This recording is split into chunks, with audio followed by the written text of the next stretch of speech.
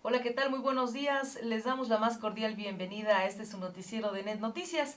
Yo soy Fabiola Jaramillo y estamos comenzando así este maravilloso día con una pieza inolvidable del gran compositor Johann Strauss II, quien naciera un día como hoy, 25 de octubre, pero de 1825. Él nació en Viena y él fue un compositor austríaco conocido especialmente por sus valses como el Danubio Azul, hijo del compositor Johann Strauss I y hermano de los compositores Joseph Strauss y Edward Strauss. Johann II es el más famoso de la familia Strauss. Fue conocido en su vida como el rey del vals y a él se debe en gran medida la popularidad del vals en Viena. En el siglo XIX revolucionó el vals, elevándolo de una danza campesina a una de entretenimiento apta para la corte imperial de los Habsburgo. Sus obras gozan de mayor popularidad que las de sus predecesores, como su padre y Joseph Leiner. Algunas de sus polcas y marchas son también muy conocidas, así como su opereta Die Fledermaus, el murciélago. Es así como lo recordamos hoy en Net Noticias. Y comenzamos con las notas más importantes de nuestro país.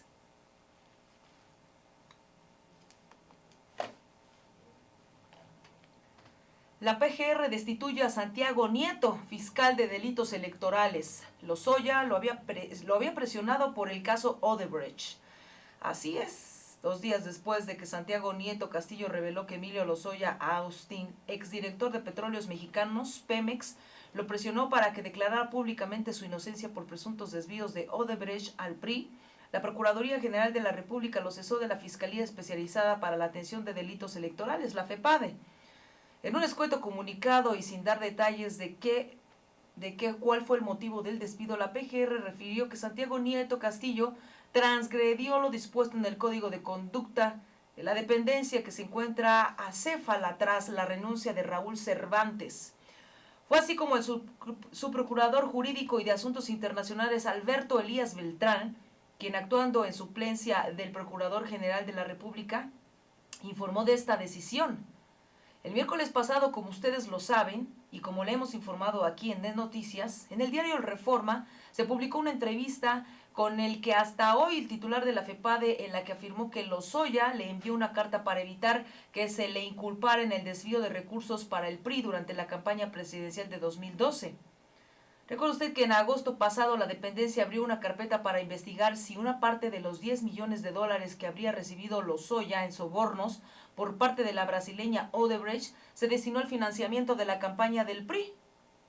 Argumentó que le envió una carta diciendo que quiere que yo haga un pronunciamiento público sobre su inocencia. Y también le envió un currículum diciéndole quién es su papá, quién es su mamá y también en dónde estudió, lo cual nunca entendió esa parte el señor Nieto. Creo que esta carta refleja en gran medida la impunidad, es decir, el planteamiento de que soy una figura pública, la autoridad se tiene que disculpar. Eso es lo que me parecía particularmente grave, así lo dijo Santiago Nieto al diario El Reforma. Según Nieto Castillo, la FEPADE prepara una acción penal contra quienes resulten responsables si se comprueba un posible financiamiento de Odebrecht a campañas electorales del PRI. Entre los elementos de esa investigación estarían cuentas ligadas a Lozoya y Odebrecht ubicadas en las Islas Caimán, Suiza y Brasil. Pero ante toda esta situación, y que es un tema que muy pocos medios de comunicación se atreven a hablar, nosotros hemos hecho una pequeña investigación, la cual se las vamos a mostrar a continuación. ¿Qué es el Odebrecht? El Odebrecht es un conglomerado brasileño de negocios en los campos de la ingeniería y la construcción. También participa en la manufactura de productos químicos y petroquímicos. Instituida como compañía desde 1944, el grupo está presente en Sudamérica, América Central, las Antillas, Norteamérica, África, Europa y el Medio Oriente. La compañía constructora fue fundada por el ingeniero Norberto Odebrecht Pernambuco, esto en 1944 en El Salvador de Bahía. Hasta el 2015 la compañía fue dirigida por su nieto Marcelo Odebrecht y actualmente Newton de Souza. Newton de Souza tiene el cargo de presidente de los consejos de administración de Braskem, Odebrecht Óleo, Gas, Odebrecht Realizadores Inmobiliarias y Odebrecht Ambiental. La compañía constructora participó en varios contratos de obras públicas durante diferentes gobiernos en Brasil y en la dictadura militar del país. A principios de 2016, en el marco de la operación Autolavado, el juez Sergio Moro emitió órdenes judiciales en contra de varios ejecutivos de Odebrecht por supuestos delitos como corrupción, evasión de divisas, organización criminal y también lavado de dinero. El 21 de diciembre de 2016, el Departamento de Justicia de los Estados Unidos publicó una investigación sobre la constructora brasileña Odebrecht, en la que se detalla que la misma habría realizado coimas de dinero y sobornos a funcionarios públicos del gobierno de 12 países para obtener beneficios en contrataciones públicas. A continuación fueron Angola, Mozambique, Colombia, México, Panamá, Guatemala, República Dominicana, Perú, Argentina, Venezuela, Ecuador y también los Estados Unidos.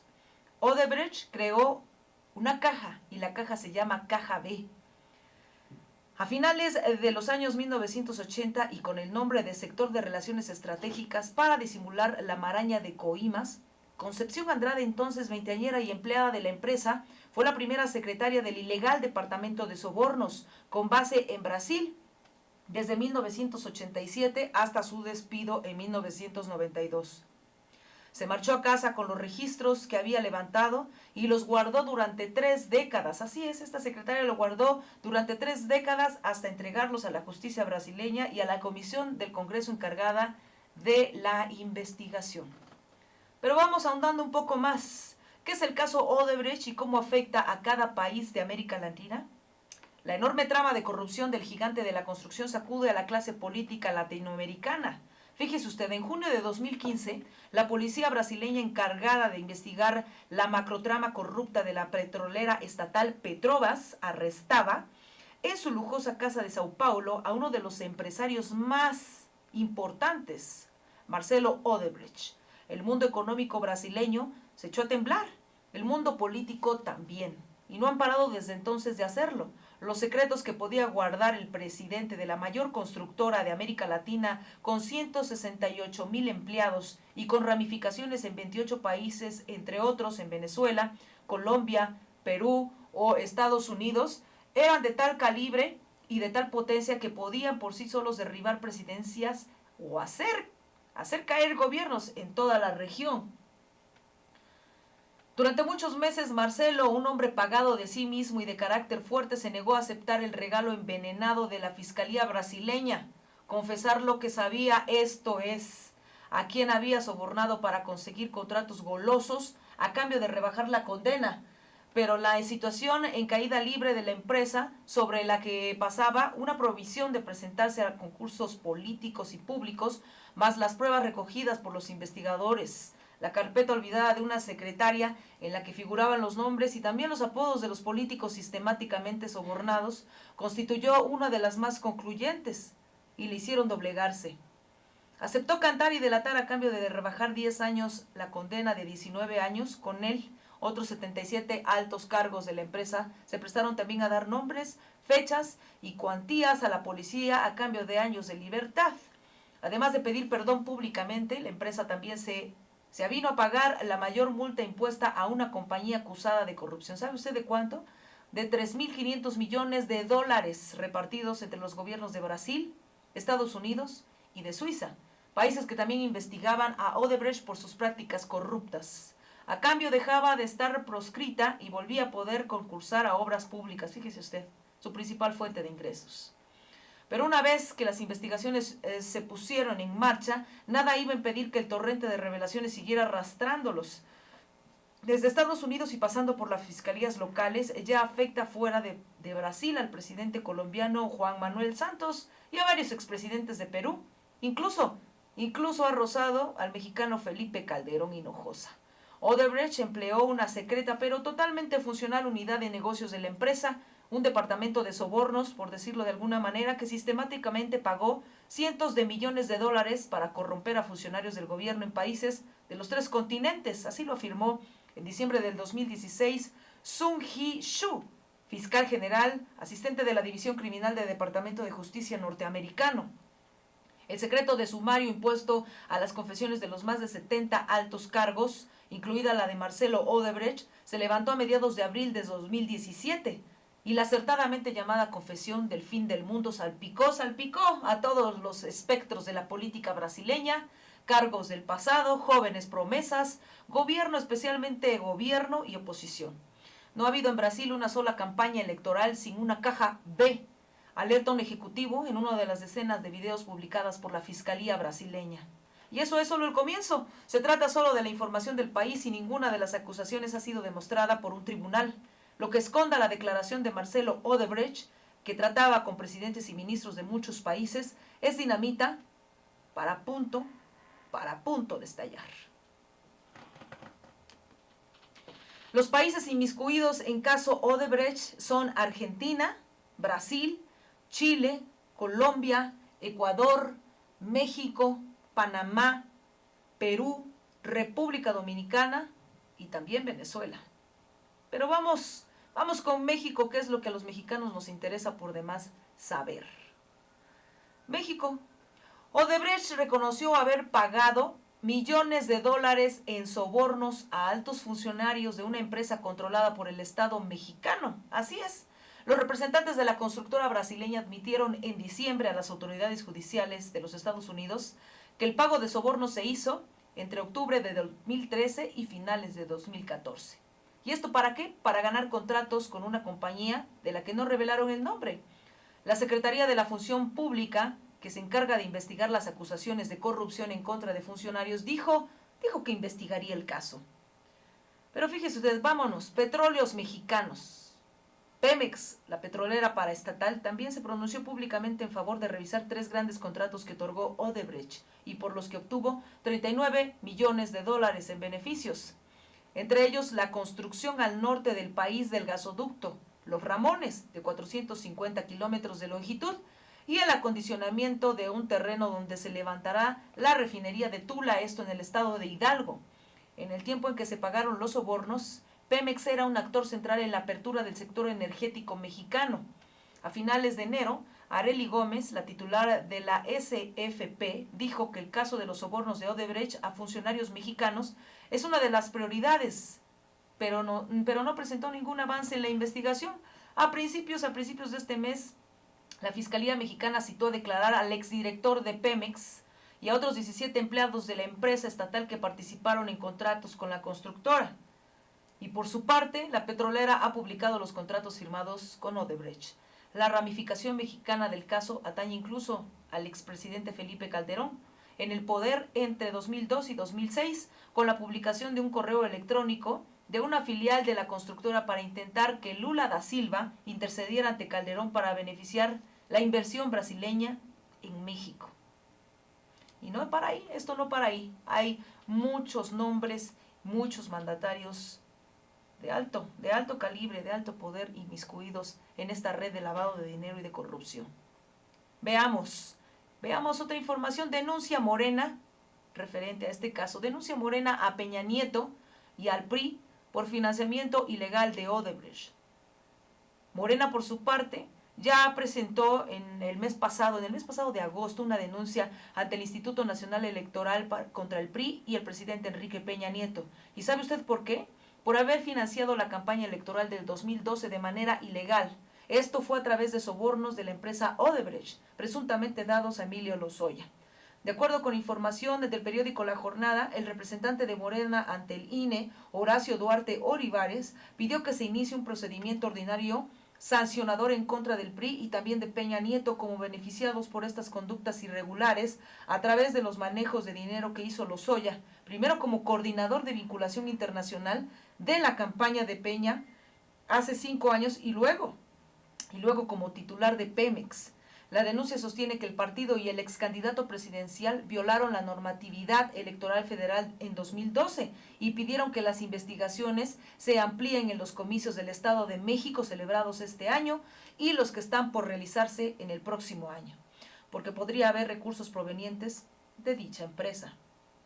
Lo que en concreto debe investigar y analizar ese instituto es desde luego el pago de propinas a Emilio Ricardo Lozoya Austin, en tanto directivo de Pemex, así como la utilización de dichos recursos para el financiamiento de campañas, no solamente la de Enrique Peña Nieto, sino también la de Alfredo del Mazo Maza, así como lo escucha usted, y de los demás candidatos del Partido Revolucionario Institucional o de las coaliciones integradas por dicho instituto político, así lo explicó Duarte en su escrito.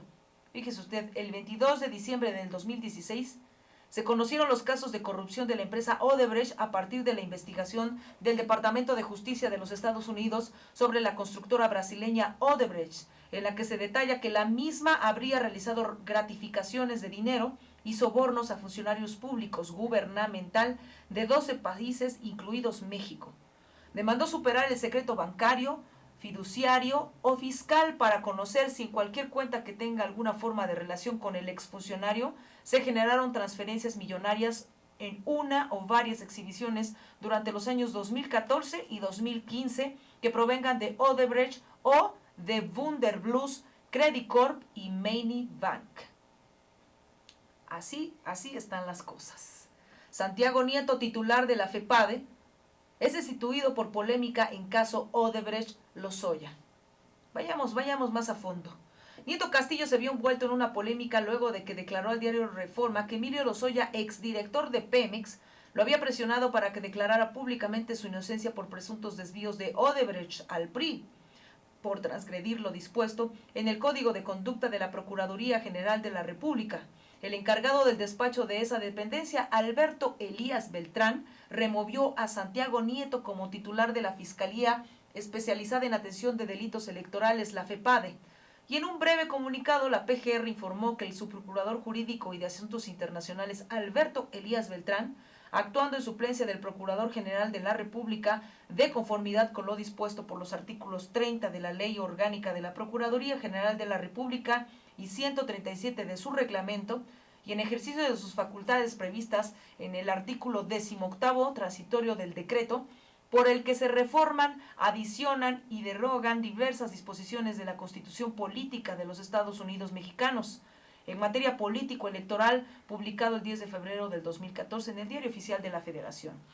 En esta fecha, removió a su cargo al titular de la Fiscalía Especializada de Atención a Delitos Electorales y de esta manera, la Procuraduría General de la República reitera su compromiso de vigilar que las actuaciones de los servidores públicos sean apegadas a la legalidad y ética institucional, así como a las disposiciones de la investigación del sistema procesal penal acusatorio, protegiendo en todo momento los derechos humanos de la sociedad en su conjunto. Hágame usted el favor.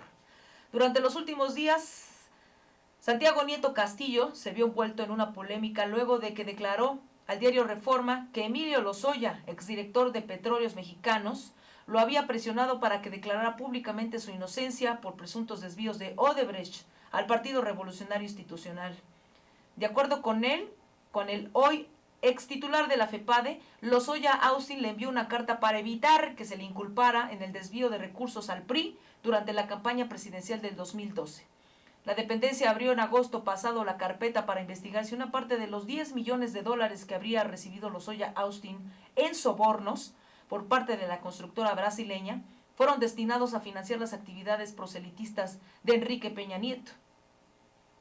Aristegui Noticias reprodujo el pasado 14 de agosto un fragmento del reportaje de Raúl Olmos en Mexicanos contra la Corrupción, en que se señalaba que en plena contienda electoral en 2012, la constructora Odebrecht transfirió $3.140.000 a una empresa establecida en las Islas Vírgenes ligada a Emilio Lozoya Austin, quien en aquellos días él era coordinador de vinculación internacional en la campaña del candidato del PRI, Enrique Peña Nieto.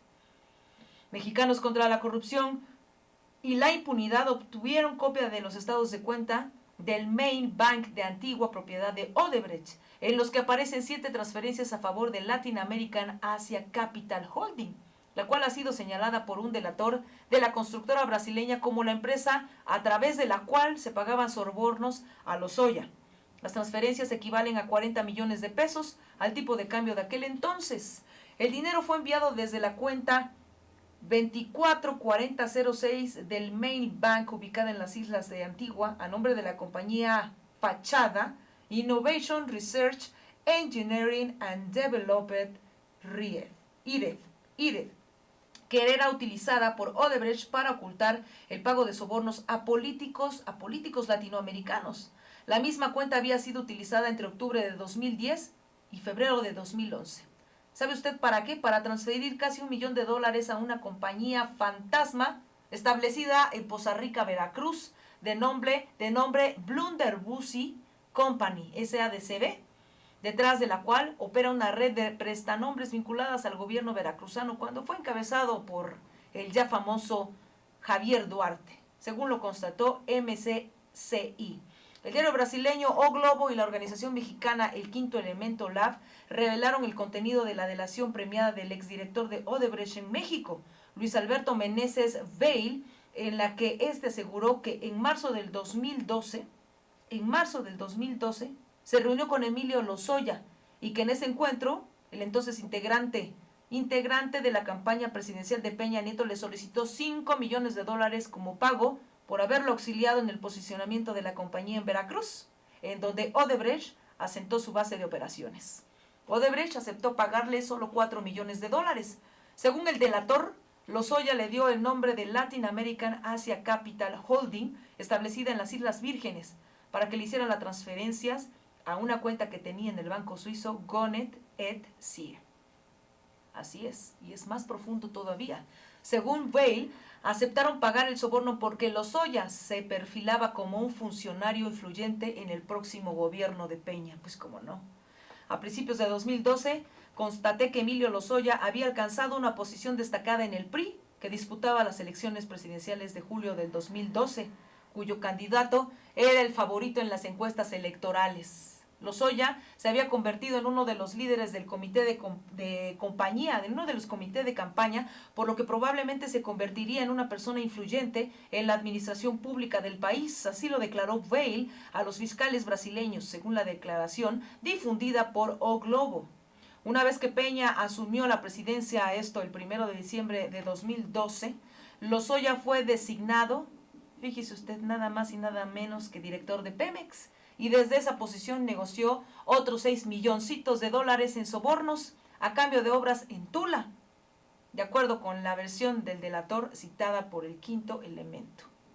Raúl Cervantes, quien fuera titular de la FEPADE hasta el pasado lunes 16 de octubre, indicó a senadores que había concluido las investigaciones sobre el caso Odebrecht. Incluso en entrevista con Aristegui en vivo el pasado martes 17 de octubre, su sucesor Alberto Elías Beltrán prometió que habrá un resultado contundente en el caso de que la constructora brasileña y que se procederá contra las responsabilidades sin importar los cargos.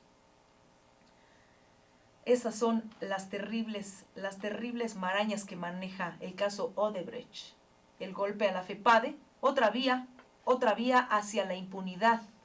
La Procuración de Justicia Electoral en el país quedó en el limbo. Así es. El pasado lunes 16, Raúl Cervantes renunció como Procurador General cuando aún no existe una ley para la Fiscalía General. No se ha nombrado a un fiscal anticorrupción y cuando ocurre también el despido del titular de la Fiscalía encargada de indagar los delitos electorales, este último, Santiago Nieto, quien investigaba líneas de la trama de corrupción de Odebrecht que tocaban al exdirector de Pemex, como lo venimos diciendo, Emilio Lozoya. Pero así apelará a su destitución ante el Senado.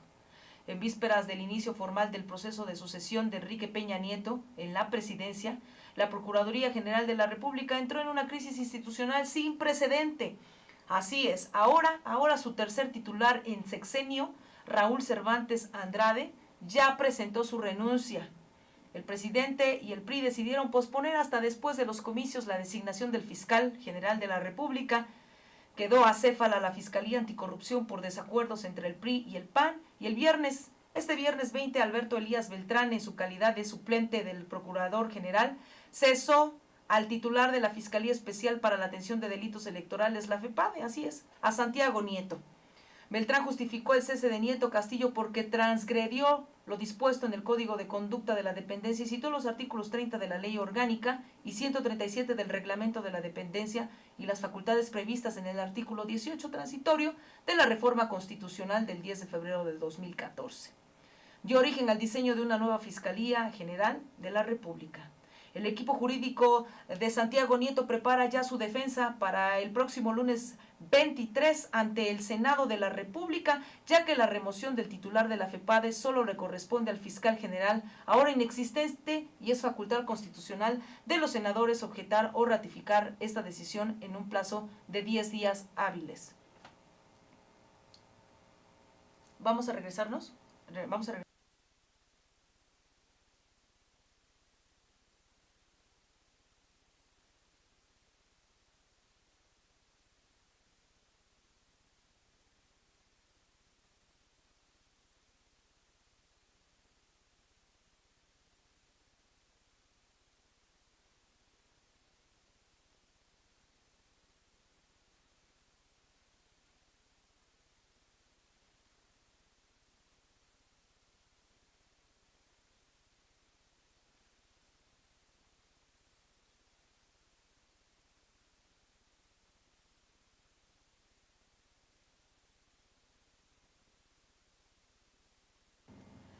El equipo jurídico de Nieto ya preparó la defensa para él ante el Senado de la República, ya que la remoción del titular de la FEPADE solo le corresponde al fiscal general, ahora inexistente, y es facultad constitucional de los senadores objetar o ratificar esta decisión en un plazo de 10 días hábiles. Así es.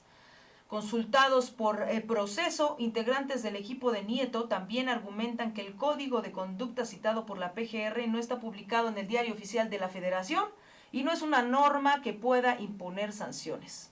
Además, agregan, se les olvidó un pequeñito detalle. Si Santiago Nieto Castillo cometió alguna irregularidad al revelar documentación de una investigación en curso, se le debió haber iniciado un procedimiento a través de la Visitaduría General de la PGR, con garantía de audiencia, lo que nunca sucedió. ¿Será que no les conviene?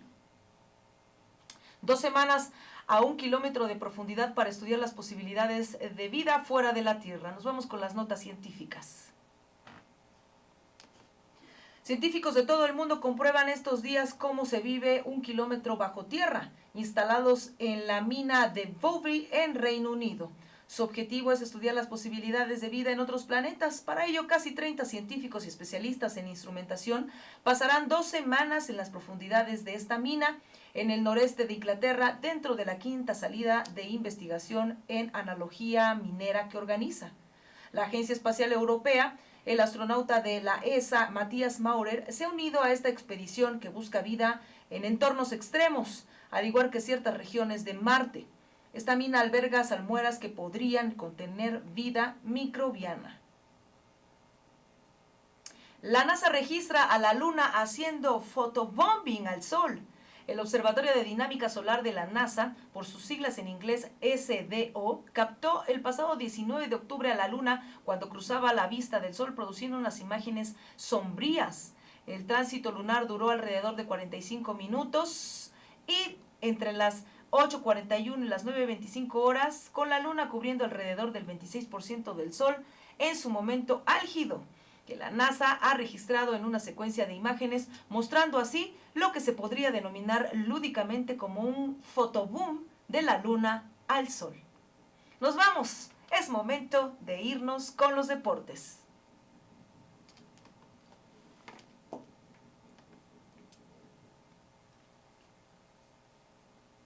Vaqueros aplazan a los 49 de San Francisco. Ezequiel Elliott ganó 219 yardas desde la línea de golpeo y empató su marca personal de 3 anotaciones días después de que un juez le congelara una suspensión. En el duelo de los Vaqueros de Dallas ganaron el domingo por paliza de 40-10 a los 49 de San Francisco, que no conocen la victoria. El martes, Elliott consiguió una segunda restricción cautelar para evitarle temporalmente una suspensión de 6 partidos por acusaciones de una agresión a su exnovia. El domingo dio potencia ofensiva a los Vaqueros 3-3 en un duelo desigual. Continúa el dominio de los Patriotas sobre los Halcones.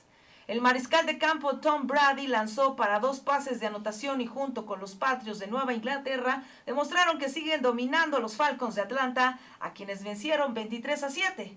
El partido de revancha del pasado Super Bowl, los Patriots dejan su registro en 5-2 en la temporada, mientras que los Falcons igualaron 3-3 su marca.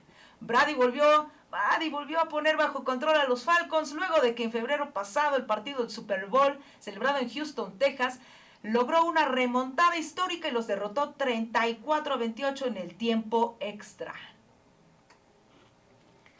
Atlante anuncia la salida de Raúl Gutiérrez. Así es, la goleada de 4-0 que sufrió Atlante ante Tampico Madero le costó el trabajo al técnico Raúl Gutiérrez. Así lo informaron en un comunicado de la directiva azulgrana. La institución agradeció a Gutiérrez el esfuerzo y dedicación en el tiempo que desempeñó su cargo e indicó que como entrenador interino queda el técnico y exjugador azulgrana Eduardo Reyes.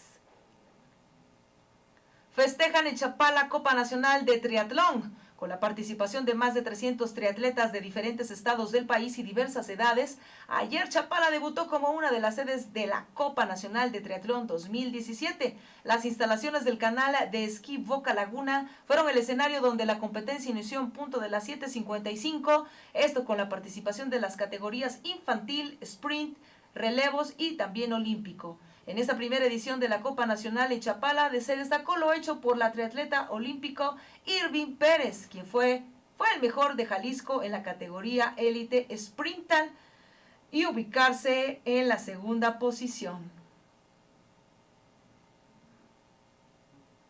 Charros pierde serie como visitante ante Tomateros. Los Charros de Jalisco no han visto la suya en su primera semana de actividades fuera de casa y en esa ocasión fueron derrotados por los Tomateros de Culiacán. Así es, por una pizarra de 4-1 en el tercer y definitivo juego de la trilogía celebrado en la capital sinaloense. Tras haber mantenido una reñida contenida de picheo durante las primeras 3 entradas, el conjunto de Culiacán tomó la ventaja en la pizarra en el cuarto rollo gracias a un tablazo de vuelta entera de Jos Fuentes, quien conectó un cuadrangular de línea por todo el jardín derecho para anotar la primera carrera de la noche. Y es momento de irnos con las notas internacionales. Gracias por seguir con nosotros.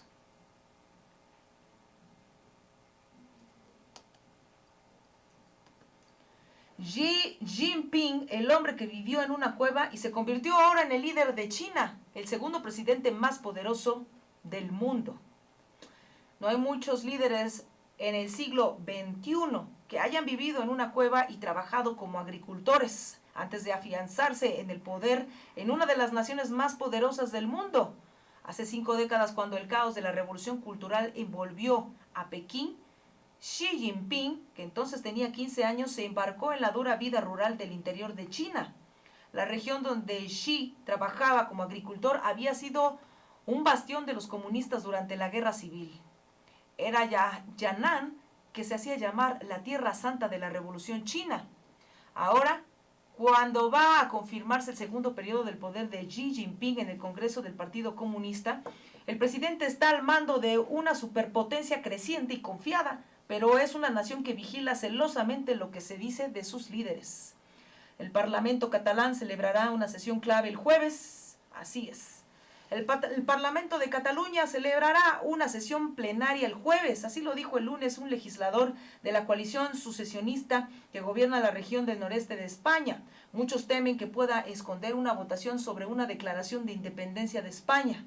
El presidente de la región del noreste de España, Carles Puigdemont, solicitó a la Cámara que convoque un debate y vote sobre cómo responder al plan del Ejecutivo Central en Madrid, anunciado durante el fin de semana para tomar control directo sobre la comunidad autónoma.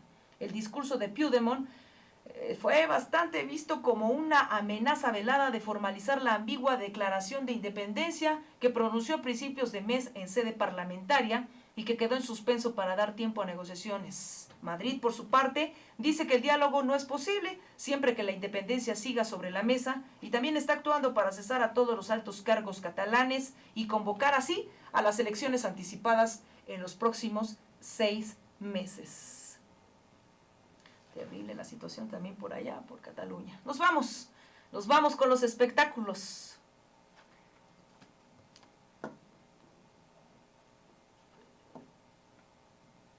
La exposición de Fredebert estará abierta al público del 20 de octubre al 25 de noviembre en la Galería Maya Contemporary de la Ciudad de México. Así es, el artista 100% mexicano Pedro Fredebert ha inaugurado ya su nueva exposición en la Ciudad de México, inspirada en el texto Elogio de la Locura de Erasmo de Rotterdam, uno de los textos fundamentales del humanismo del Renacimiento. Fredebert, quien conoció y conversó artísticamente con muchos de los últimos grandes representantes del surrealismo, explora visualmente el texto de Erasmo de Rotterdam con su característica lúdica, libertad e irreverencia. La obra del pintor mexicano nacido en Italia utiliza el texto para hacer una nueva crítica a la adicción a la tecnología y al consumismo contemporáneos. Fredebert ha definido su estilo como churrigueresco, Nintendo, e incorpora rasgos de la cultura pop moderna a aspectos más tradicionales, un interés por el ocultismo, la magia, la geometría, la literatura clásica y la cultura prehispánica se mezclan para crear las raras piezas de Fredebert. La exposición consta de 40 obras originales montadas en la Galería Maya Contemporary de la Ciudad de México. Podrá usted visitarla del 20 de octubre al 25 de noviembre de este año. Maya, en colaboración con el reconocido estudio de tatuajes Estudio 186, presenta también la Tattoo Shop de Pedro Fredebert, en la que elementos y personajes presentes en la obra del artista serán traducidos del papel a la piel. El catálogo de imágenes para ser tatuadas incluye personajes surrealistas, elementos geométricos y abstracciones recurrentes en la obra del artista. El libro Elogio de la Locura es parte de la colección Arte y Letras de Mirlo Ediciones con traducción visual de Fredebert y será presentado en un evento especial dentro del marco de la exposición. Así que para todos los amantes del surrealismo, ahí en Casa Maya estará hasta el 25 de noviembre la exposición irreverente, Los Elogios de la Locura de Pedro Fredebert. Y nos vamos con algo del medio fílmico, Coco. Increíble va a estar este film, viaje a la identidad mexicana. ¿Cómo hicieron el filme? La nueva película de Pixar que lleva por nombre Coco nos presenta un imaginario entero de colores, música y mucha mexicanidad. El filme animado fue diseñado de esa forma porque además señalan los estudios filial de Walt Disney Company en su mismo promocional Es para México con amor.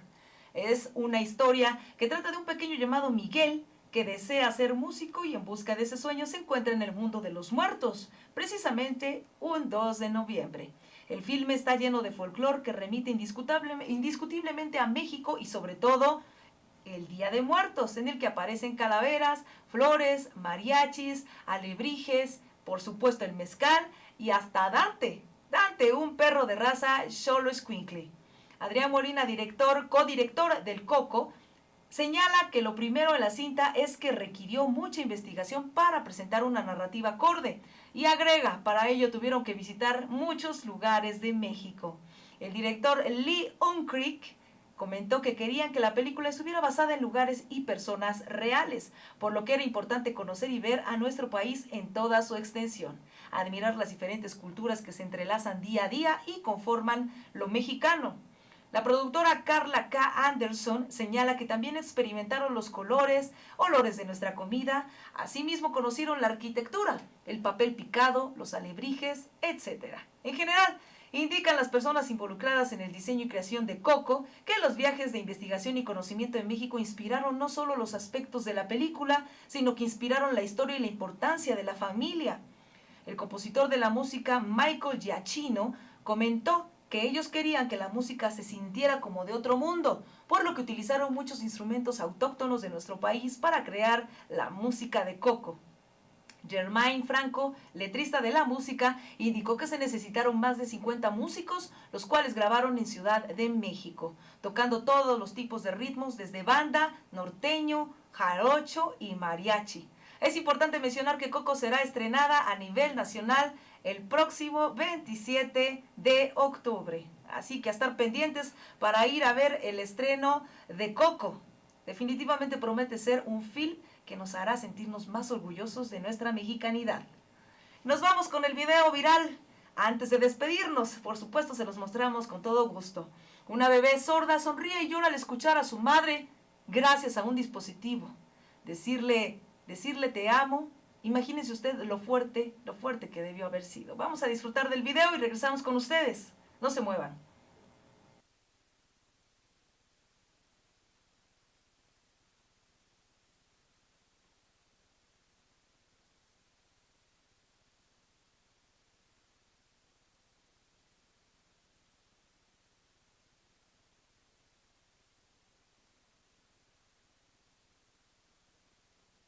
Hello! I've never seen that face before. Hi! Are you emotional? You're gonna make me cry. Hi! You see her little chin. Hi! Yeah, are you gonna be emotional like your mama? Yeah. You're so sweet. Yeah. Yeah. Yeah. I love you. I love you. Aww. Aww.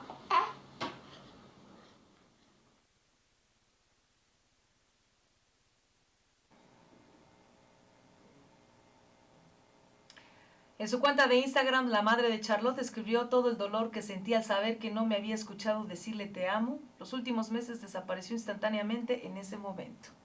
Además agregó que ambos padres aprenderán el lenguaje de las señas hasta que la bebé pueda usar implantes cocleares. Así es, el amor indiscutablemente debe de ser demostrado no solamente con la palabra, sino también con los hechos. Nos vamos con la frase del día. Lo más ofensivo que pueda lanzarte a la cara tu peor enemigo no se compara con lo que tus amigos más íntimos hablan de ti a tus espaldas. Esto lo dijo Alfred de Musset, un poeta francés. Así que abusados con lo que cuentan a los amigos. Gracias por acompañarnos, nos vemos mañana, que tengan una excelente jornada. Recuerden que los espero en Twitter, @FabiJaramillo, y en las plataformas digitales www.net-mediochannel.tv, así como en el Twitter, en el Instagram y a través de nuestras transmisiones en vivo por Facebook Live. Gracias, hasta mañana.